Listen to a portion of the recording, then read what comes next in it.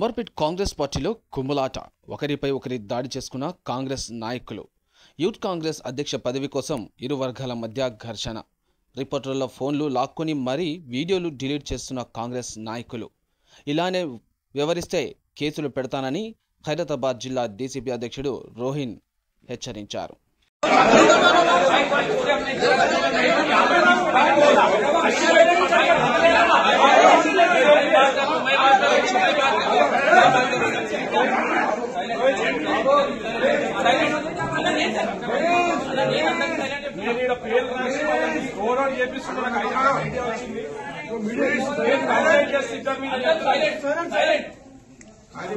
అందరినీ కంప్లైంట్ చేస్తా చెప్తున్నా నేను. ఇక్కడ పైల్వాన్గిరి చేస్తే నేను సీదా లోపల వేపిస్తుంది.